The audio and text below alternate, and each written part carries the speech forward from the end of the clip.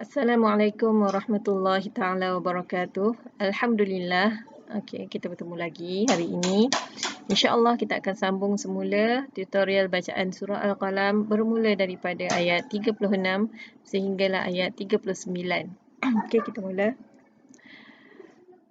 A'udzu billahi minasyaitonir rajim. Bismillahirrahmanirrahim.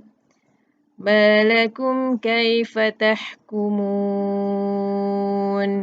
أم لكم كتاب فيه تدرسون إن لكم فيه لما تخيرون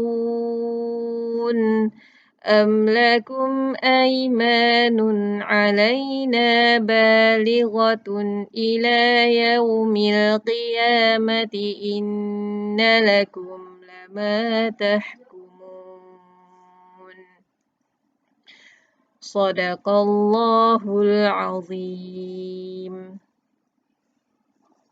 Okay, jadi hari ini perkara yang Ustazah nak highlightkan ialah di ayat kitabun, ayat kitabun fihi aymanun alaina balighatun ila. Ada ternampak tak? Antara tiga ayat ni ada persamaan yang tidak serupa. Ada persamaan yang tidak serupa. Pertama sekali persamaannya apa? Persamaannya ialah di dalam ayat ini ada tanwin. Tanwin yang tanda dua tu. Tanda dua yang sama. Dalam kitabun. Kitabun fihi. Kalimah pertama yang bergaris berada di huruf ba, iaitu bun. Kemudian aymanun alaina, nun. Dan yang ketiga, balighatun ila, tun. Itu tanwin. Bun, nun, tun.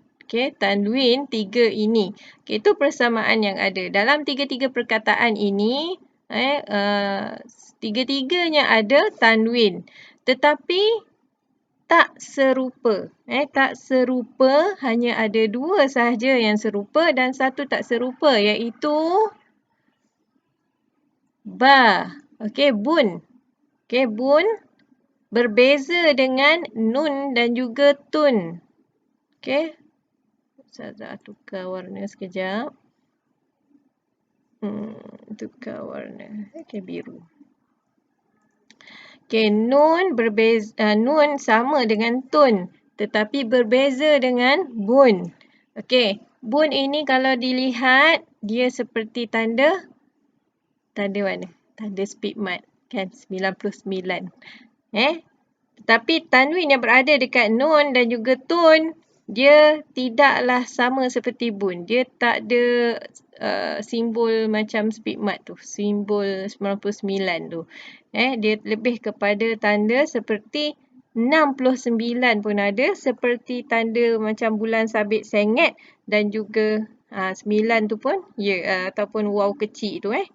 Dia berbeza, dia tak sama dengan bun tu. Apa yang membezakan antara dua ni, dua perbezaan ni, dua bentuk simbol ni dalam cara pembacaan. Dalam cara pembacaan kitabun fihi, tengok Ustazah sebut pun dah nampak beza. Kitabun fihi dan juga aymanun alaina balighatun ila. Cara Ustazah sebut pun dah boleh nampak perbezaannya.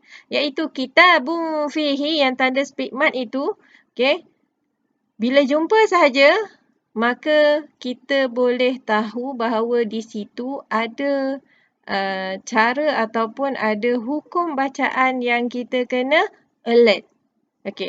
Dalam hal kitabun fihi, di dalamnya, bun fihi, kita kena dengungkan dia dua harakat. Okey, dengungkan 2 harakat dan juga bun tu dibunyikan tidak jelas. Dibunyikan tidak jelas. Cara bacaannya bun fihi. Bun fihi. Asal-asal dia bun. Dan dia dengung bun. Tetapi apabila dia bertemu dengan fa di tepi, bun tu dia dimasukkan ataupun disembunyikan berdekatan dengan makhraj huruf fa. Iaitu bun fihi. Bunyinya tu kita sudah bersedia untuk menyebut huruf fa. Kitabun fihi. Okey, untuk latihan pertama sekali, sebut dulu di mana sebutan huruf fa itu berada. Fa. Fa. Fa. Kitabun fihi. Okey? Apa jadi kalau kita tak bersedia untuk menyebut huruf fa ketika didengungkan huruf nun? Kitabun fi. Dia tak synchronize, dia tak harmoni. Kitabun fihi. Masya Allah. Apabila kita bersedia dan kita meletakkan dengung itu dan kita meletakkan cara bacaan dengung itu di tempatnya, maka dia lebih sedap dan dia lebih harmoni. Sedap didengar. Tu kata tu yang bagusnya apabila kita menjaga tajwid dan kita menjaga makhraj. Dan juga kita menjaga sebutan itu sendiri. Dia jadi lebih sedap untuk didengar dan lebih mantaplah bacaannya. Okey. Aimanun alaina balighatun ila. Di sini cara bacaannya jelas. Jelas dan tidak ada apa-apa dengung. Seperti mana asalnya aimanun, nun, maka begitulah juga dia dibaca. Okey, balighatun, maka begitulah juga bunyi asalnya balighatun, begitulah juga dia kena dibaca. Balighatun ila.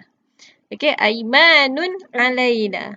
Okey, jadi perbezaan antara dua simbol ini ialah apabila kita bertemu dengan tanwin yang seperti aimanun alaina dan juga balighatun ini, maka di situ kita kena faham bahawa tidak ada dengung dan tidak ada apa-apa yang mengubah bunyinya daripada sebutan asalnya. Okey? Iaitu apabila aimanun, maka bunyinya dibaca juga aimanun alaina. Balighatun ila, begitu juga dibaca balighatun ila. Okey, tidak seperti kitabun fihi, okey, didengungkan dan juga disembunyikan ataupun sebutan bun itu tidak dijelaskan. Kerana apa? Kerana dia telah bersedia untuk menyebut huruf selepasnya. Kitabun fihi. Okey, itu sahaja pada hari ini. Semoga dapat memberi kefahaman dan penjelasan. Assalamualaikum warahmatullahi taala wabarakatuh.